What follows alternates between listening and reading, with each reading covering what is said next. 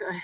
I'm going to switch this over to Stephen for Yeah. Yep. this thing. And you're already recording, right? Yeah, it says I'm recording. Yep. I got to find you. That's the biggest problem. Oh, there you are. I'll call it. Okay. Got you. Make host. Yeah. All right. We'll make you the host. Change host. All right.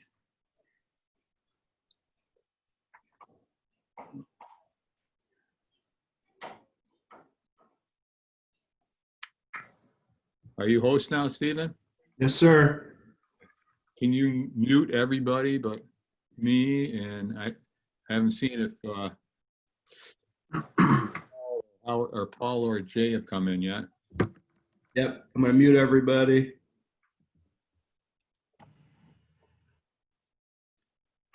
And then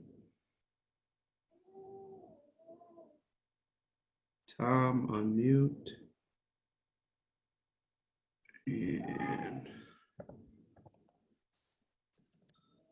edit, unmute. Okay. So you would, oh, hold on, Tom.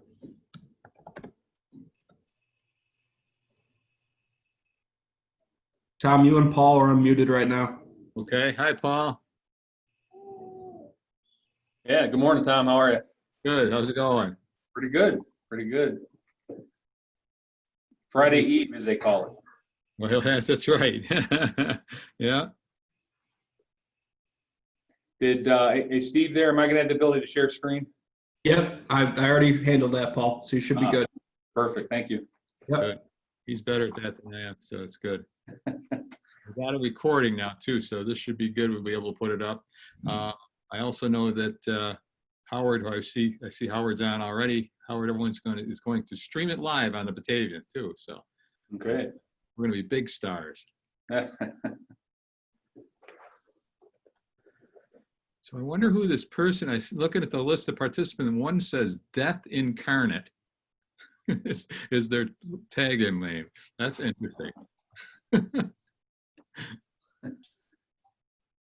Yep. Okay. Jay Gazelle by any chance or anything? I haven't seen him yet. Okay, that's all right. Jay's a busy guy. Yeah, Paul, we didn't get a lot of, I've got two questions. So I've got two questions, but people can put in the chat. Oh, Howard wants a 20-second warning. What do you think this is? What do you think we're professionals or something, Howard?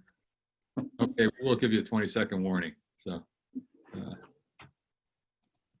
right. We're still at 9:29, so people are coming in, right? Yeah, yep.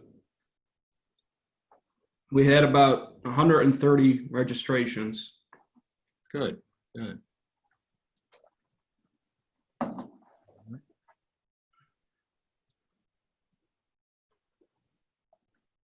Okay.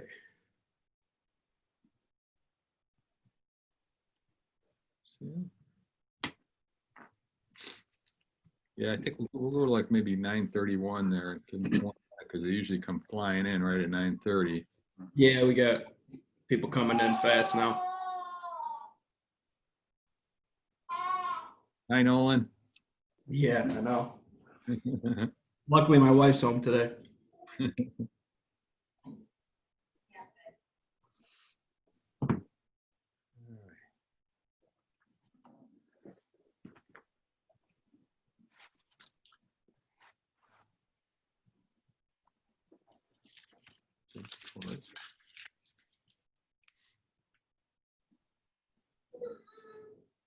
Yeah, I'm gonna put this over here so Jay can see it if he comes in. Good morning, Kelly B. Hey, Dan, how are you? Fisher? I'm trying to avoid the wind getting in my hair here. I see that. You're having a really good hair day. Yeah, The palm tree behind you. I love that. it does move. I see that. I can almost reach out and touch it. Okay, Howard, here's your 20-second warning before we start. And I think we're going to mute everybody except for myself and Paul, and unless Jay is here, but I don't know if Jay's here yet. Haven't seen him. Okay, you got everybody muted? There was no tractor trailer incident last night, was there? No, Okay. not that I know of. All right, got everybody muted, Stephen? Should be. Okay, I guess we'll start then. I guess it's 9:31, and we've got 58 people and more people coming in, but we'll get started here.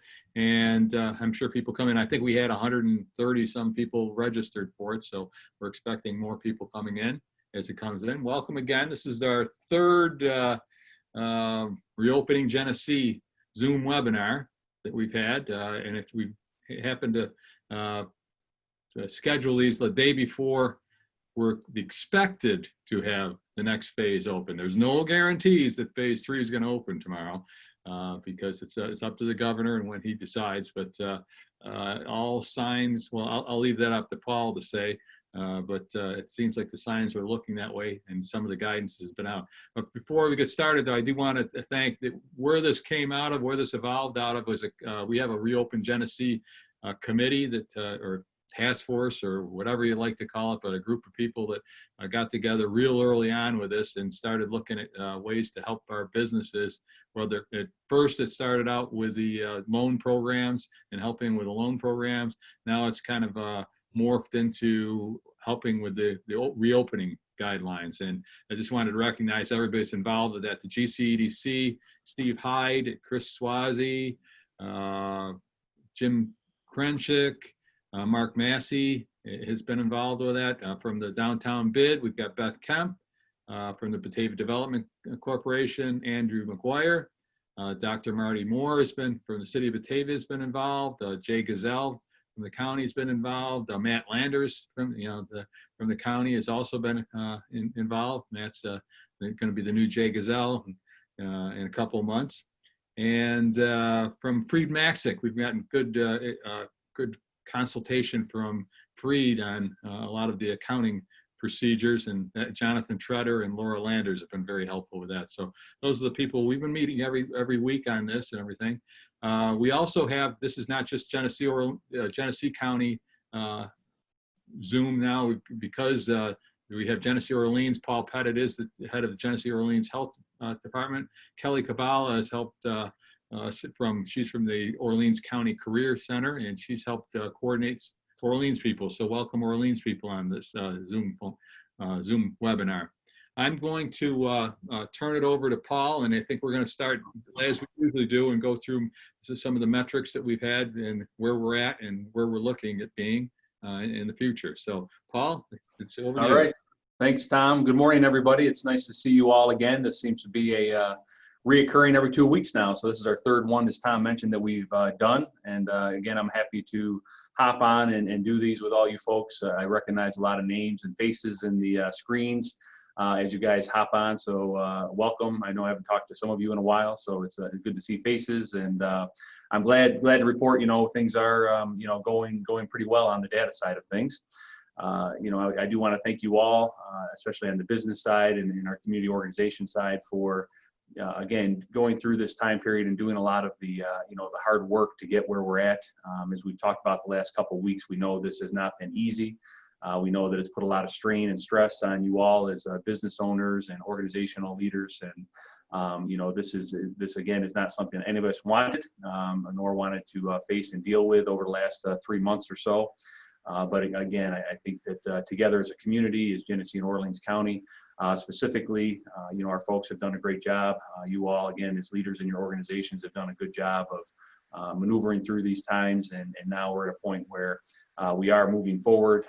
Obviously, we're kind of nearing the end of phase 2, opening up and looking forward to phase 3. As Tom mentioned, presumably that should be tomorrow, with the big asterisks and the big unknown here that we cannot guarantee and we can't promise that that's going to happen tomorrow. But what we can do is, I think, again, look at our data, and I'm going to walk through that in a second here and just kind of give everybody a snapshot of where we're at again. But based on what we're seeing locally here in Genesee and Orleans County, but also regionally in the Finger Lakes region, which is the group that we're tethered to for the purposes of COVID-19 reopening, things are trending very positively. We've seen a great trend over the last 3 to 4 weeks anyways. All of our data points that we monitor and track on a daily basis are all trending positively for us. So from my perspective, I don't necessarily see any reason why Finger Lakes will not be moving into phase 3 tomorrow. Again, something that we should be very pleased with, and glad that we've met this goal here. And again, I know for a lot of folks, maybe not fast enough, but again, there's this balance between trying to make sure we're keeping our numbers and our folks safe in balance with getting our businesses up and running. And although, as I mentioned, maybe too slow for some folks, we are moving in the right direction, and hopefully, again, phase 3 tomorrow and phase 4 here within the next couple of weeks. So, again, thank you for all your hard work and sacrifice, and hopefully we can get things going here. And as we've done the last 2 sessions here, I'm happy to try to answer any of your questions. As we report every day and on these Friday briefings, things are very fluid. Things are changing rapidly. We've seen this several times, even with phase 1 and phase 2, where the governor kind of does these 180s mid-phase. And a lot of that, as I reported, is a lot of advocacy going on behind the scenes. We do know that our control room group, our elected officials, Shelley Stein and Lynn Johnson in Orleans County, they're doing a great job advocating. I'm advocating through, the public health side of things and pushing things up the chain, and, again, trying to get some more common sense approaches to some of these different rules and regulations that have been put in place, especially knowing that our data is where it is at the moment and looking very good. So we've seen some of those mid-phase corrections, where we saw even in the last one where restaurants were allowed to, have outdoor seating in open air spaces. That was not supposed to happen until phase 3, but again, I'd like to think there was some movement on our end, as I said last time, that I think there's things that should be done and should be allowed.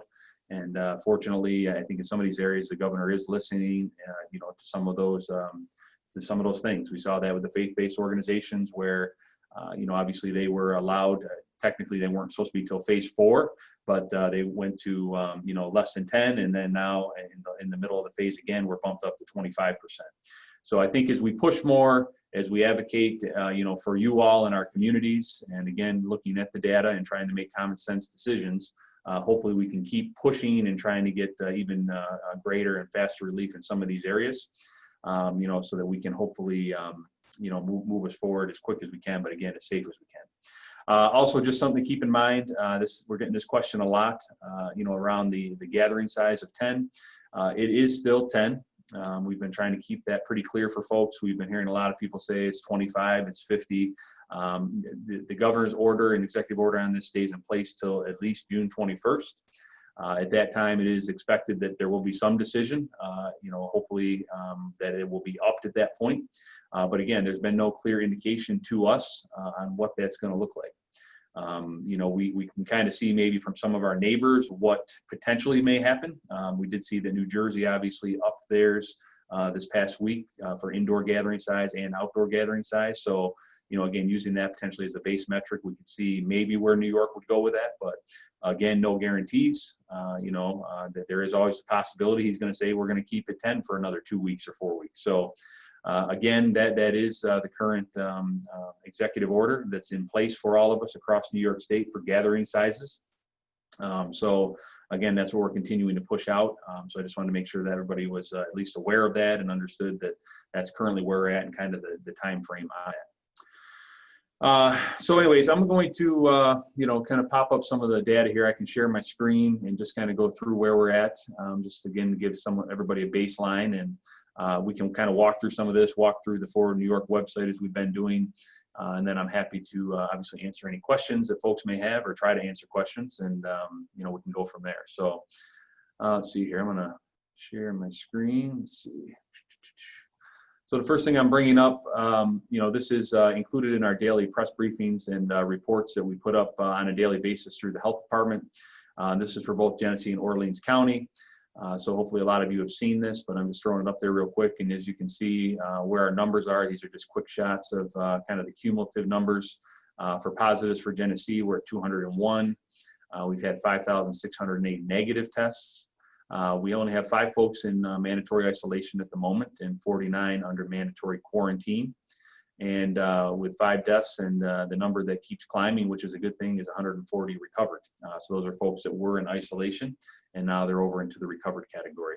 So dropping down to Orleans, 246, 3,163 negative, 9 in isolation, 35 under mandatory quarantine, 48 deaths. And as we've obviously talked about a lot over the last several months here, we've only had 1 community death in Orleans County related to COVID, and 47 of those are unfortunately from nursing home cases.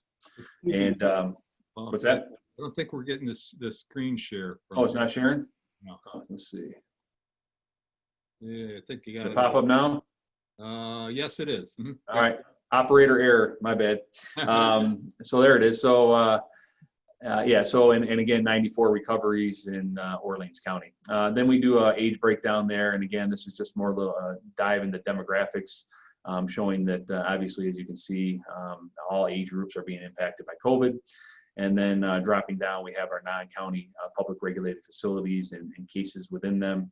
And if you see facilities or you know if facilities are not listed here on this chart, that just purely means they have not had positive cases within those facilities. If and when they do, again, knock on wood, they don't, because again, we don't want to see COVID cases specifically in our senior type living centers, because as we know, it hits them particularly hard. But they would be added into this list at that point. So again, you can see the majority. Buffalo Federal Detention Center, as we all know, that was quite a while ago. We have not had any positive cases in well over a month in there. And then obviously the nursing homes in Orleans County continue to be a significant issue, with cases and unfortunately deaths. All right, so that's a quick snapshot on the data from that perspective. So I'm going to jump over and I'm just going to bring up our, let's see what I got here in a second. This is our online mapping tool. Hopefully you've all had the opportunity to see this too. This, again, I want to give credit out to Genesee County Planning and Erin Pence specifically. We worked with her quite a bit about 2 months ago to put this up, and this does track Genesee, Orleans, and Wyoming County. They've been added into this, but this is an online data tracker that's very locally customized. It shows obviously confirmed cases, active cases. It has a mapping component to it, and then obviously breaks out a lot of different data points, and you can go through this and look at it based on county. So if you just want to see Genesee County, you're able to click on that in the upper right and then just break down and see the data points for Genesee, or again, Orleans. You could do the same thing. So again, hopefully this is helpful for folks if they need to see data in a different format per se than just the numbers. But again, this is all localized. We know that there's national and regional, or state and regional data available, but we want to make sure our folks had opportunity to see local data. All right, so let's get into our metrics for phase 3. So again, we've been tracking these things and monitoring for quite a bit of time now, for the last month or so. And I'm going to bring up, let's see if I can find it here. Here we go. Sorry, I'm jumping through these screens, but I want to make sure you guys can see what I'm looking at here. Okay, so as we've gone over in the last session here, we looked at the different data points we look at from the regional control room, and this is all of the 9 Finger Lakes counties combined. So I'm just kind of going to scroll down here, but as you can see, as I mentioned earlier, we are trending in the right direction. So going back to June 2nd on this chart here, you can see new hospitalizations per 100,000. A couple weeks ago, well, only a week ago, we were at just under 1 there. And now we're down to 0.71, again, per 100,000 new hospitalizations related to COVID. So again, that trending line is going the right direction. When we look at overall hospitalizations for COVID, again, you can see the trend lines here, 209 down to 184. And then and that's in the regular hospital beds. And then if you take into account ICU beds, incident care here, 34 down to 23. Again, all trending the right direction. Bed capacity is getting freed up. Here, if you look at the capacity side, things overall bed-wise are holding very flat right where we want to see them. Again, the metric is we have to have at least 30% availability for both the ICU beds and the total beds. So again, 37 and 52, looking very good there. And then we get into some of our testing numbers. So new positives. So again, this is on a 7-day rolling average, what we're showing here. This is for the whole region. You can see 48 is where we're at a week ago. We're down to 35 on average here. So again, new positives are down in the region. Tests, again, new positive test percentages are down. So again, a week ago, 1.5% of all tests were positive. Now we're down, we've cut that in half basically. Only 0.75% of the new tests are positive. And I think a lot of that's attributed to the testing increase. You can see, the volume of testing in the region is significantly increasing. And a lot of that is being driven by the nursing home mandates on 2 times per week for testing of nursing home employees. And if you have not heard yet, that was changed yesterday by executive order. Again, there's been a lot of pushback on that requirement to test twice a week in these type of facilities. So that has been changed and is now only required once per week. So again, a lot of those testing numbers you can see as they've climbed, that will probably drop back down again with that change. So overall, that's kind of the snapshot of the region as far as our data that we've been following from our phase from 1 to 2 to 3. So again, hopefully you can see there that things are trending positively. As I mentioned, again, I don't see from my perspective on the public health side how there's anything in this data that shows anything, but we're ready to move to phase 3 tomorrow. All right, let's see here. So I'll stop sharing that. Let's see. So again, moving in the right direction. And there is another screen here that I'll share that is available for folks. And this is, I'm going to go through some Forward New York screens here. So just bear with me. So on the Forward New York, there is a data section. So folks are able to go again, if you, I just shared what I had. That's more of an internal document, but this captures very similar data. This is available to everybody in the community that wants to go on and take a look. But it is our regional dashboard, and looks like it's reloading here. Hold on one second. And you can check it by obviously the different regions in the state. But again, we monitor the Finger Lakes for our purposes. So let me hop on there again. So again, you can go through similar to the very same metrics that I just went through and monitor them on your own. So feel free to do that at any time. And again, shows you kind of our trend lines that I just went over. And this is the most current on the number of testing positives, the rolling test, number of bed capacity, those type of things. You can click on them, go through the data as you would like. But that is available for folks, so feel free to utilize that as you would like. All right, so I'm just going to pop through some of our other local information, as far as where we want folks to go. So Forward New York, as we've said many times, is the one-stop shop for all things COVID-19 related to New York State. So again, we want to encourage folks to go there. We get many calls every day with individualized questions, and a lot of the answers, and if they are available, we do send folks to Forward New York. So make sure you go there. There's a lot of information on obviously the data, testing locations. That's been a big question of where can folks go get tested, within Genesee and Orleans County. And as we've been talking about quite a bit over the last 3 months, it's still not to the place where we would like to see it. We still do not have an overall community testing location that we would like to have for our residents to utilize. We do have availability through UMMC, urgent care, private providers, but there still is not a location where folks can just go and get swabbed and that's all they go for. You have to go to Rochester, Buffalo, other locations regionally to get that done. And we are, as I've said the last couple times, pushing hard on this. I think we're getting close. We've been having some conversations in the background, so hopefully soon we'll have some good announcements on some availability on the testing front. But there is, a site on Forward New York where you can go, and it does bring up all those locations on availability for testing. And I know that's probably going to be something that you folks may want to tune into specifically. As we know, the nursing home mandate, obviously that's being done within the nursing homes and the adult care facilities. but obviously tanning or hair cutting salons, barbers, et cetera, had the mandate that they had to get swabbed every 2 weeks. That is still in place. So they are required to go, which is why, again, we want to get some local capacity for this. But just so everybody's aware, I can't really fully say this is going to happen, but what we've been hearing and the assumption may be that as we move into phase 3, again, hopefully tomorrow, there may be some additional requirements for swabbing of phase 3 businesses. There hasn't been any confirmation on that, but again, looking what the governor put in place for phase 2 with, again, the haircutting position where they have to get swabbed every 2 weeks. Phase 3, personal care specifically, where technically one would argue maybe there's more close contact, right, which is why they were put into phase 3, higher risk. You know, it would not be shocking to us if, again, there's some mandate similar to that where they would require potential swabbing every 2 weeks of folks in those type of businesses. Again, no formal word on that. I just wanted to throw that out there. So if you happen to be one of those businesses on the call today, that you may be thinking about planning for that. And again, we want to try to get local testing so you don't have to travel to go get this done. So we're working on that for our local folks. But again, just keep that in the back of your mind if you happen to be one of those personal care businesses opening tomorrow, that mandate may be put in place for you folks also.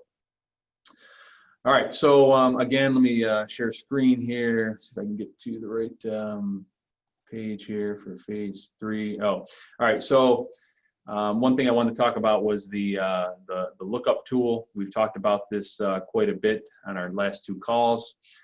This is available again on Forward New York. So if you are happen to wonder what category you may be in as a business, go to the website again. You can type in your specific information using, I think there's a spot for your different tax ID, et cetera, that will then allow you to see potentially what phase you may be in. I'm trusting that most of you by now know that either you're open in phase 2, you're phase 3, or obviously whatever category phase 4 you may fall into. But again, this is something for niche organizations that you know, may you know, kind of be a hybrid of maybe some of these different phases. So feel free to use this Lookup tool. It's fairly intuitive. You just kind of put in your information and it moves you right through. So again, feel free to utilize that as a tool, you know, as we maneuver through this. Let's see here. So the other thing I wanted to share real quick, just as a reminder, is the safety plan. So we've talked about this quite a bit. As everybody should be aware at this point, every business, organization, faith-based, any group that you know, has employees or volunteers, et cetera, and has folks coming in from the public needs to have a safety plan. That's been clear by the governor. There's nothing that says this plan needs to be reviewed or approved, but you have to have at least gone through the process and filled one out. So again, this is available as a template on Forward New York. We've been talking about that. I know Tom's put that up on their website and pushed that out as a template. So feel free to use this, customize it as you need. Again, every place is different. So we're you know, happy to continue to push this. You know, we do have information on our website with some guidance documents, but again, this is fairly good and detailed. It covers all the different areas that we want folks to be thinking about. And again, not all of it may be something that each business needs to worry about. Again, this is kind of a very generic one that just covers a lot of different things. So go through it, utilize what you need to, but ultimately the goals here are making sure you're protecting your employees and protecting those that utilize your businesses. So again, the goal here is around social distancing, reducing capacity, masking, cleaning requirements. There's a lot of stuff in here, a lot of guidance documents that you can click on, links, et cetera, that will take you to information to help you through that process. So again, something that is available, and we want to encourage folks to you know, utilize that as you know, as a resource for them. And one of the last things here I'm going to bring up is phase 3. So again, on Forward New York, so go there and check it out. But phase 3 information is up here. And again, I'd like to think this is a little bit from our advocacy and pushing. As folks know, we did have Tom and Kelly push this out earlier this week. The guidance documents for phase 3 actually came out earlier than phase 3 was announced. How about that? You know, it's one of those things that, as we know, phase 2, when it did get announced, the guidance was not there. It took a day or two. It kind of slowly trickled in.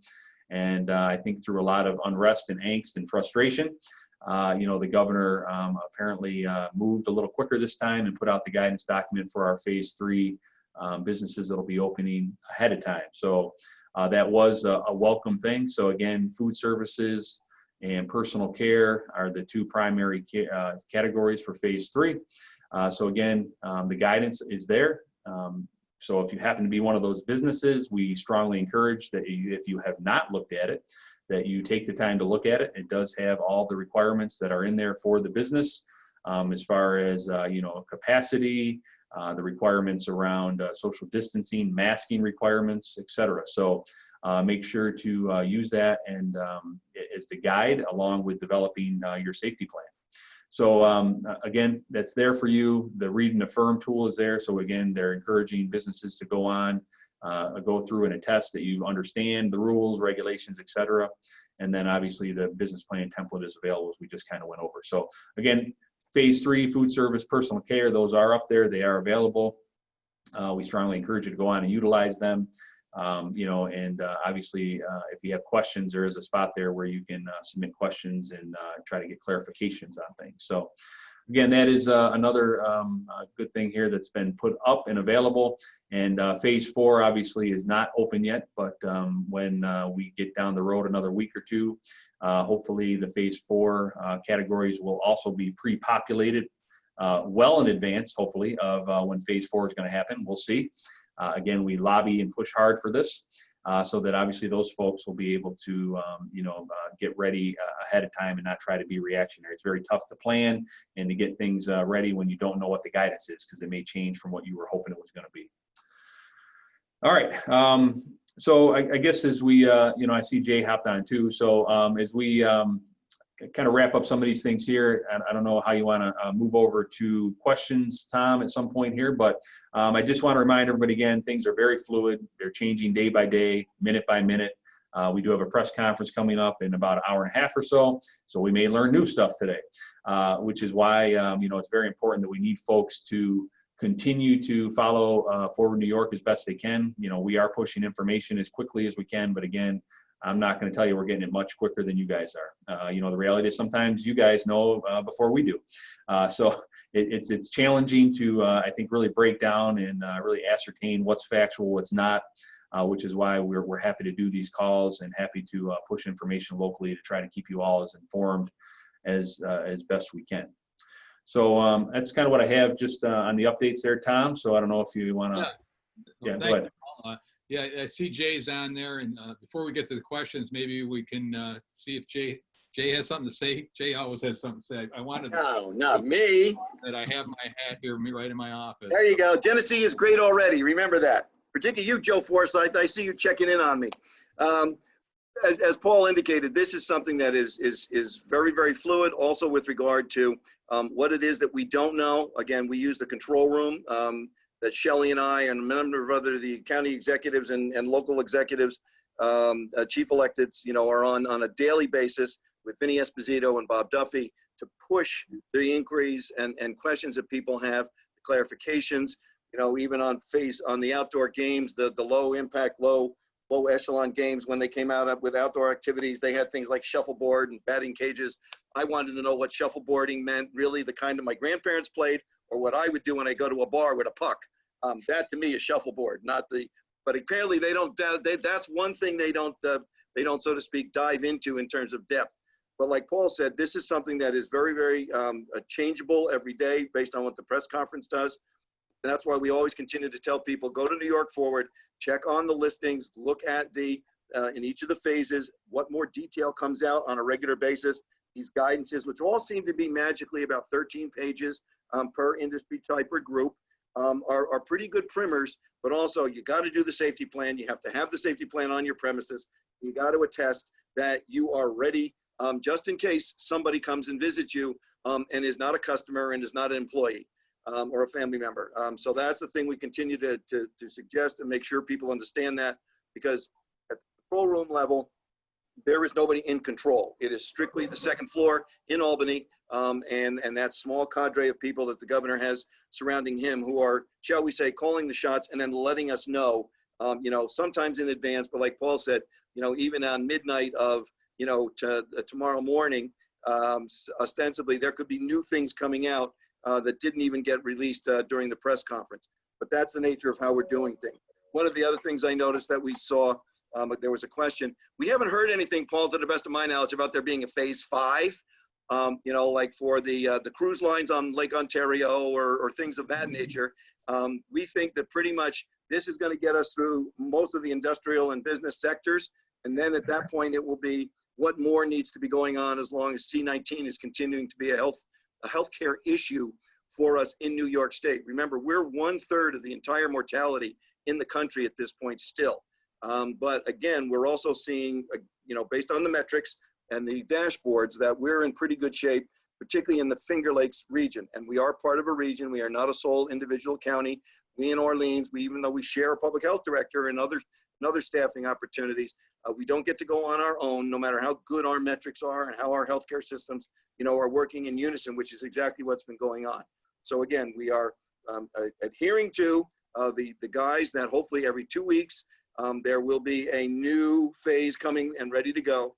The one thing we did hear yesterday in the control room, that phase 4, based on how large the phase 3 grouping is going to be, there might be a delay there. But again, it's all based on the science and the metrics, and not because which way is the wind blowing.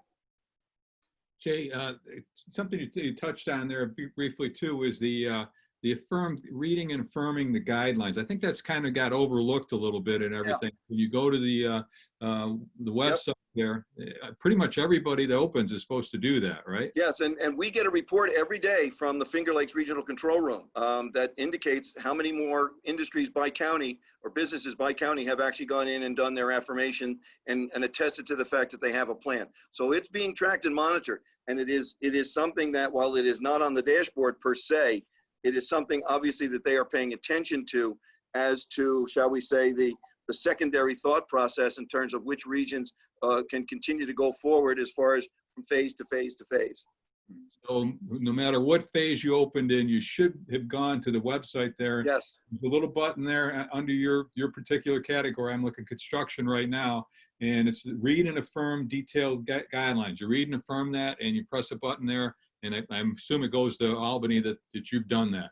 Exactly. Like I said, when Vinny and Bob Duffy were actually sending us these daily updates on the number of businesses by counties that have gone through and done the affirmation, struck me that they're very serious about this, and they are making a list and they're checking it twice. Okay, good, thanks. I do have a couple questions that came in previous to this, and anybody who wants to add a question can put it up in the chat there, and we'll get to them. I know Jay already touched on one of them we got from about phase 5, but here's a couple. I got one of our hoteliers would like to know when they are able to reopen their breakfast area as well as their pool hot tub, if that is known at this time. I think that's one directly for the master of health over there. So, you know, as far as the breakfast areas, you know, I would say that starting phase 3, it's food service. So I don't think there's any issue with that opening. Again, you're going to have to take into account the same type of criteria that is in place with those guidelines I mentioned. So I would refer you to there as far as, you know, what needs to be in place as far as reducing capacity in those areas, making sure you have the minimum of 6 foot, you know, from those areas. Again, masking for any of the workers that are, you know, stocking and putting food out, et cetera, and interacting potentially with the hotel guests. So, you know, again, as long as they're meeting the requirements that are set forth in the food service guidelines, you know, I think you'd be all set to move forward in phase 3. As for the pools, this has been a bit of a moving target at best. There's been a lot of discussion around this. We have talked to the control room about pools and got information out that, you know, back from them that technically they were not really closed in a lot of different settings, potentially depending on where they were. You know, so again, what we're telling folks locally with pools at the hotels and those type of situations, again, you have to have your plan together, similar to what the beach is. You know, you have to have reduced capacity. You have to maintain masking groups less than 10. Obviously, when you think of a pool, some of these are not very big. So again, it's going to really, really limit the amount of folks who could utilize these pools. And, you know, obviously you can't be from mixed groups, so to speak, and maintain your social distancing. So you're talking about family units only. So again, it's going to be a little more challenging when it comes to the pool side. to meet the requirements that they have in place. Again, looking at the beaches as potentially a blueprint for that. So again, what we're telling folks is, get your plan together, figure out how you're going to be able to do that in line with the social distancing requirements, and then we can go forward from there. Okay. I want to back up to the reaffirmation. We got a couple questions on that.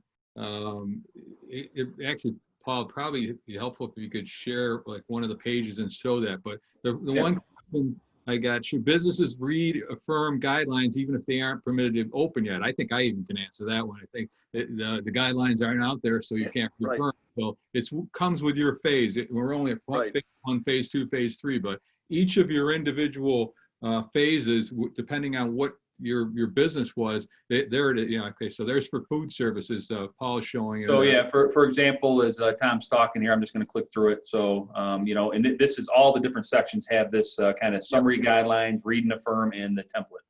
Right. So you would click on that, and if you haven't opened yet and you don't have your guidelines, you can't reaffirm. So you don't have to wait your time to reaffirm.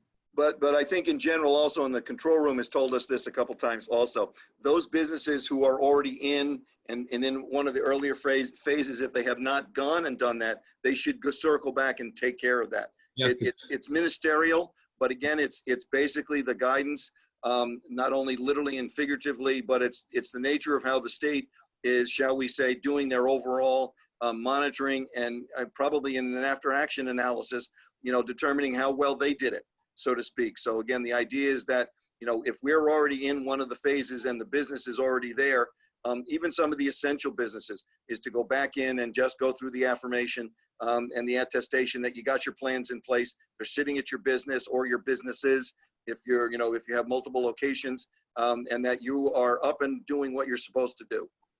You just answered our next question on the chat. There was, if we've been open all along, do we have to go back and do this?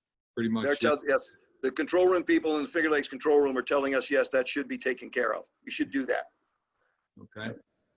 So again, I just scrolled through it a little bit, and that's there. So you go through the whole thing, and again, the attestation mirrors the safety plan, especially the core areas of that. So again, you go through there, and when you get to the end, you can obviously click and affirm at the bottom, and that's how that, again, as Jay mentioned, we get those daily reports of all the businesses and organizations that have attested.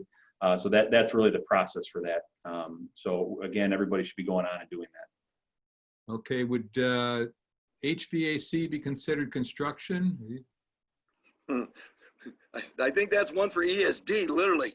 My sense is when you go to the New York Forward, based on the NATES codes, that tells you, basically which phase you're in and how they've categorized you based on the state nomenclature and using, a tried and true method that's been out there for almost as long as I've been alive, and that's a long, long time, which is those NACE codes. So as we talked about a little bit earlier, I just put it back up again. This is the reopening lookup tool.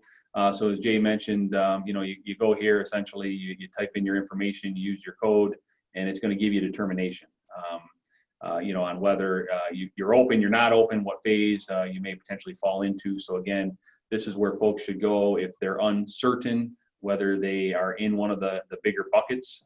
We'd encourage folks to go here and try to get that answer. Okay. Next question I've got, maybe you have to use your crystal ball here a little bit, but do you foresee guidelines for churches changing with each phase implementation? Well, the only thing that they've done so far, and correct me if I'm wrong, Paul, is increase the number of people who can participate in an internal religious activity, but again, following all the other guidances and protocols. So, it's again, this is what Paul uses the term a moving target. It's something that they obviously are, shall we say, wrestling with, just like they were for weeks on the whole idea of a campground, or things of that nature. What was or wasn't not connected to what's the state got closed or not closed, things of that nature. Paul, you got any more insight?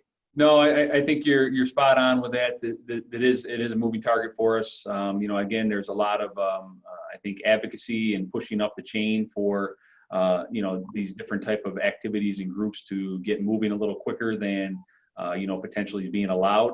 And we've seen that again, as I mentioned earlier, in the faith-based type organizations where they were closed, not potentially targeted till tier 4. They went to 10 or less, and then a week later they went to 25% capacity. So the biggest thing we keep pushing to folks is be ready. Have your plans ready. Have your communication with your staff, your board, whatever it may be, so that when the green light comes, again, it could be at an 11:30 press conference, it could be, who knows, that folks are ready to then move forward. So again, with churches, faith-based groups, we are at a 25% level at the moment.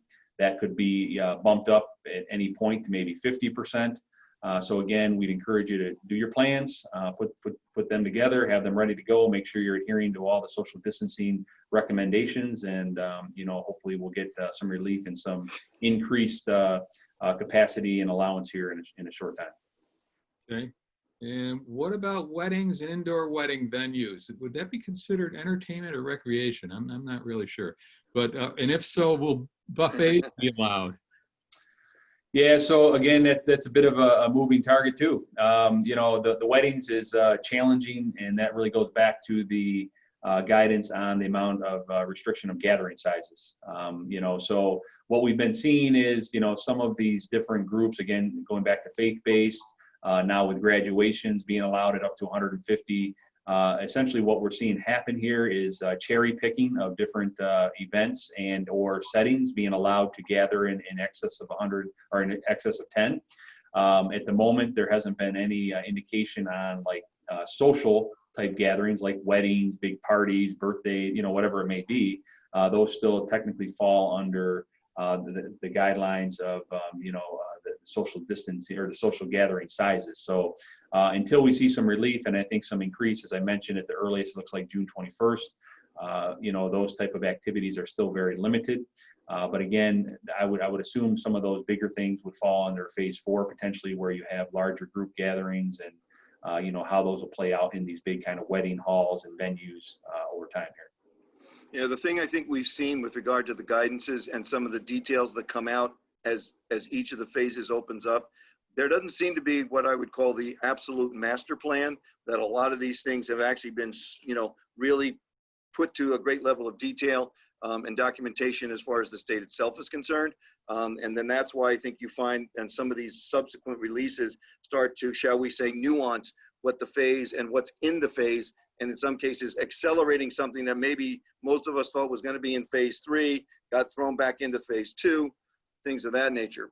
Again, the key really always is go to that New York Forward site, and then from there you can also look at the New York State ESD site that has all their information on it, because they really are the arbiters of this whole thing.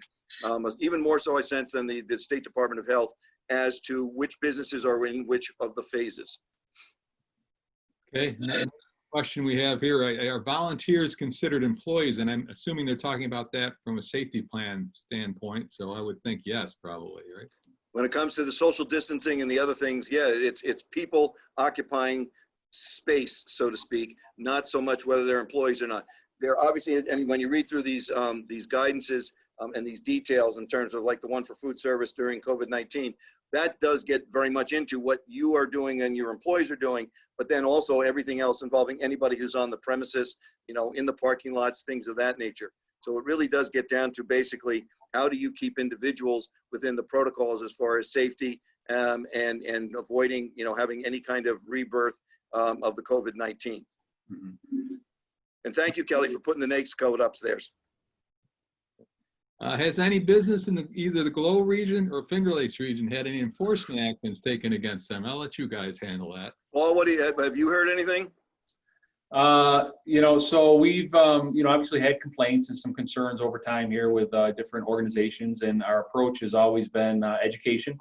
So we like to go out and, let folks know of the rules and regulations and requirements. So we have had a lot of those conversations. I know law enforcement in both counties have had a lot of those conversations. At the moment, I'm not aware of any formal enforcement that has been carried through. Typically through conversations, we've been able to, at least come to some level of understanding that, look, these are not necessarily our local requirements and regulations. These are governor's executive orders, but we are required to follow them. We've also, make sure we let folks know that if they're not following them, if they want to move ahead of what the governor's orders are and his phases, there is very well could be penalties. The governor, I think, has articulated that very clearly, that if people open early, if they're gathering outside of some of his requirements, that there very well could be imposed penalties, et cetera. But I'm not aware of any type of fines or any issues beyond this educational component and cooperation, again, after conversations have been had. I think. Yeah, I know our local law enforcement uses the term communicate to educate. That's their approach, low key, not coming in, ready to lock and load on anything with regard to, a complaint that may come in. As you know, the complaints basically go through the state website and the complaint form that's there. And then there's, in most cases, get referred down to us anyway. We do have certain, I guess what I say, existing protocols as far as whether there's a health department permit or a license, whether there's, the one thing, the Liquor Control Authority is very much there and checking on things with regard to this, the outdoor dining and the liquor licenses and the extension of those to an outdoor location. That's a very big part of this current process and understanding. Also with regard to the whole idea of, something else that obviously is integral to a business, but it may slip through with regard to the consideration of the reopening. But that's why I know in downtown Batavia, through the bid and through the Business Development Committee and the city itself, they've been working on, how to make sure that the State Liquor Authority, as well as local authorities, are communicating and making sure that, there's nothing that would put somebody's business license in jeopardy. Yeah. One thing to note there, Tom, too, we've tried to articulate this a little bit, and again, this is an unknown what could happen, but as far as this is why we're recommending everybody check, insurance and liability wise, if you happen to open up outside of, potentially the phase that you're supposed to, and there's an issue, essentially you're operating in opposition of a governor's order, and there's some uncertainty whether insurances would cover if there was a fire or there was an accident or someone fell and there was a workman's comp claim. So again, we don't have the specific answers for those, but as businesses on this call, we want you to make sure you're protecting yourself. So if there is thoughts of moving ahead or moving outside the governor's orders, there could be some other implications that people really need to think through beyond just the immediate potential fines and those type of things. And I think I can answer Brandon's question. And yes, in the newly expanded outdoor activities list for opening, shooting ranges are right there, right under batting cages and just in front of swimming classes. Well, I've been there and I know that it's an indoor, he has an indoor firing range at the firing pin. Mm-hmm. So does that change things? Well, it's under, it's under the general category of outdoor low-risk recreational activities are permitted so long as social distancing and cleaning, disinfecting measures are in place. So you're right, Tom. It starts with outdoors at this point. Right, but I would think, I hate to do, he could do the social distancing like anybody else, and I think it can be done in his indoor shooting range. So. Next question was New York Forward says fitness and recreational sports can open with restrictions. Does this include gyms? Paul, I think that one's more what you've been experiencing. Yeah, I mean, well, so, as far as again, what we're being told is gyms and those type of activities are still phase 4. Again, it's kind of this fine line, and we're trying to get clarification on a lot of these things. And again, there's so many nuanced, different operations and different activities that are occurring. So, at the moment, our understanding, what we've been told through the control room and ESD is that gyms specifically are still going to be phase 4 categories. So still another couple of weeks. Okay, what phase will the libraries open? Well, I mean, again here though, I think, overall this has kind of been a moving target too, but I think some libraries have opened at very limited capacity, right, in lines with kind of retail. So again, they put their plans together and they are allowing very minimal activity within those. I mean, they're not open to renting out their rooms and big gatherings in there. Obviously, they're maintaining their 10 or less. So as far as I know, the libraries have been opened at some level anyways. I don't know, you hear anything different on that, Jay? No, I think that's exactly right, Paul. What they've been what they've been saying is because a number of these, and they sometimes are differentiating between the public library slash, something that might be a private nonprofit, things of that nature. It still gets back to we're sort of under the guise as the local governments were, that it's a 50-50 proposition as far as your workforce is concerned, those who are in the building versus working remotely if they can, or just at home.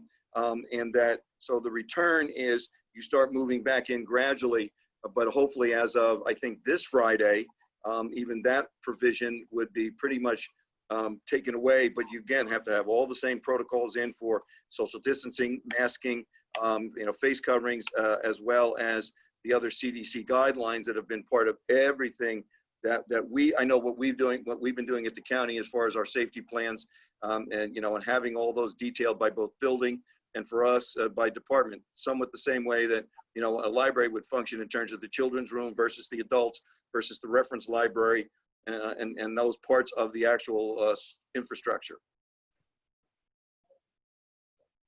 Okay. I am not seeing any other questions here right now. If none jump up here right away, I think we're pretty good. I would like to actually mention that on our website, geneseeny.com, we have a business COVID-19 business resource page, and there's a lot of things on there. As a matter of fact, you can find your link to the Forward New York page. You can find information still on loans if you'd like. Still, there's the email that goes to the Finger Lakes ESD if you have a specific question. Yep. And there's a lot of things like that are on there. So I don't know, Stephen, if you can you share that from where you are? Yeah, give me 1 second. Okay. All right, this one might help since we don't have any questions right now. So I guess we're doing better. I think it does help the fact that the guidelines are out earlier this time. That I think people have some of their questions answered, or they know where to go to get them by now too. So that's been very helpful. So, but other than that, I think we've done well. So hopefully keep our fingers crossed that tomorrow goes well, or maybe even today he might announce it. The one other constant we are told: do not get ahead of this guy as far as the second floor in Albany is concerned, because you know what hell has no fury like.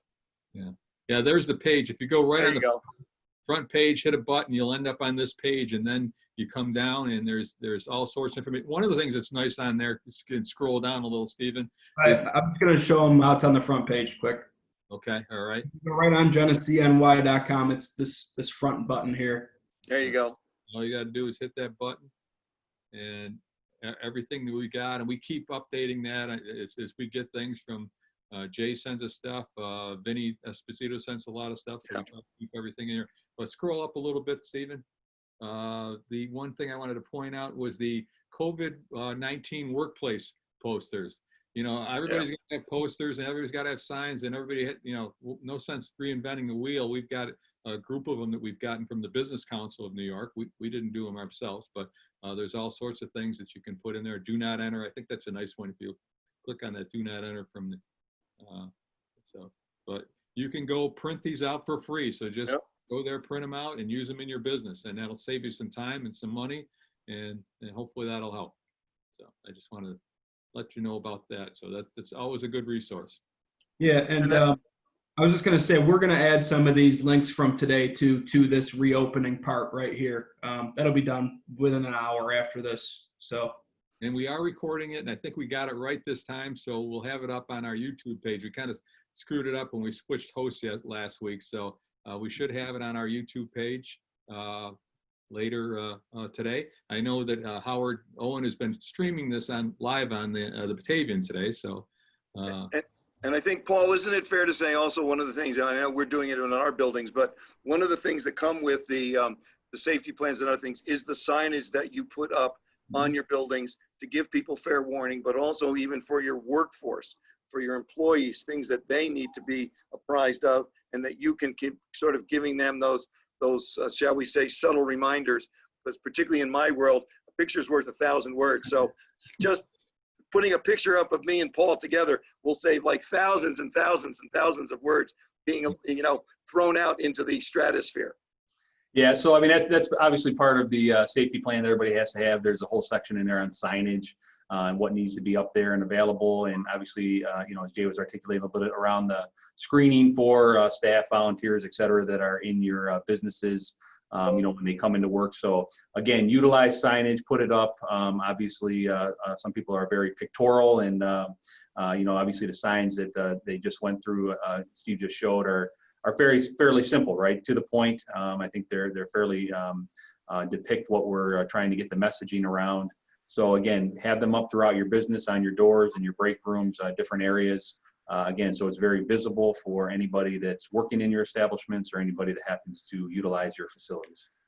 Hey, Paul, take a look at the last two questions. One from Steve DeLeo. Steve, is that an insurance question, so to speak, as far as the nature of a waiver? I haven't seen anything like that. And then with Brandon, I think one thing I think the county health department has been doing is, as you put your plan together, you can shoot them a copy of it just so they can look at it from the perspective of particularly our epidemiologist, David Bell, as far as maybe something that you missed. And it's strictly advisory. It's not an approval. We have no approval process or capability here at the county level. But Steve, I wasn't sure about what that question entails.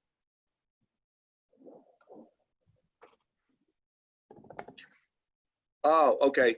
So Paul, it's back to the notion of someone who's asymptomatic and a checklist as far as what they should be looking for, in terms of the decision to have somebody stay at home and or present themselves for a test. Yeah, I mean, I'm not sure of any waiver as in not doing it is what you're talking about. But essentially what we're asking folks, and if you look at the, for the planning purposes, it's again about screening. The goal is to try to minimize. Again, you're not going to catch everything. It's not a perfect plan. Yep. We're asking folks to be honest and to share, at least generically there, if you're having any of these symptoms or you've been in contact with the case, et cetera. So, ultimately, this is something that employers are being asked to do to help try to, again, minimize exposure in the workplace. The temperature, the asking the questions. I know on the county level, we've been doing that now with all of our folks in the health department the last 3 months, but I know even general workforce is starting to do that now as they're coming back in. So yeah, Steve, we have to start, and all the county employees, when they come into our buildings every day, have to self-attest whether or not they've already taken their temperature and whether or not they hit the 100.4. And if they have taken it and it's okay, we check off. If not, we have devices, thermometers there for the scan, the temporal scan. And then the rest of it is also the same CDC guidelines as to if you have any of these symptoms, you need to let us know, and we will then deal with you in terms of either as an employee, or we're starting the same thing, particularly like with our county DMV, what we're going to be saying to clients as they come into the building and then stand in what we think is going to be the lines, but with all those other protocols in place. Again, a warning, even with our signage, that if you have symptoms, you and we are not going to do this dance at this point in time. Okay, also, we're getting a rash of questions here. So yeah, I see they're rolling in fast. yeah. And I did want to point out, as far as looking for guidance, I know Brandon talked about it. The health department would be people to go to, not the chamber. We don't really know anything over here. So we would just end up sending you to Paul, because we're really not the experts. We're just kind of trying to push out the information to everyone. So. And we're happy to, obviously chat with anybody that has questions or concerns. Again, we have limited staff available, but as Jay mentioned, if you guys have any specific questions, obviously there's some rolling right here at the end. Give our office a call or shoot me an email. We're happy to do these one-offs as best we can. And again, I see some stuff on the waiver. I guess maybe it's the terminology. Is it a waiver or is it an attestation? I think a lot of people are attesting to things, not necessarily waiving, but bottom line, again, the goal is, if you have a masking requirement or you have these in place, folks, if they can't wear a mask, I think that's where you're getting into these attestations or waivers of why, maybe a medical issue or something like that. But ultimately, there are strategies around that, and including keeping obviously the 6-foot separation, those type of things, or again, trying to service and provide them whatever needs they have in a different format. So you know, it's not a one size fits all. So there is some nuance to it. But again, I think, you know, a lot of folks are doing their best to try to meet the intent of the guidelines. So we appreciate Yeah, it. I had to do the same thing with what little hair I had left the other day. I had to sign a form for my beautician to do that. And she's got all her protocols in place, entirely changed the inside of her shop and everything else. Mike Wall, with regard to the PPE, get a hold of Tim Yeager or Bill Shutt up at County EMS directly. They are the ones who are bringing these caches in. To some extent, that involve hand sanitizer, some of the face masks, and even some of the PPE. They have the I guess what I would call the direct line as to if there's more coming, and what the opportunities are for what limited supplies we have, try to distribute those, you know, in the community in general, particularly as far as businesses as they approach each of these phases. Okay.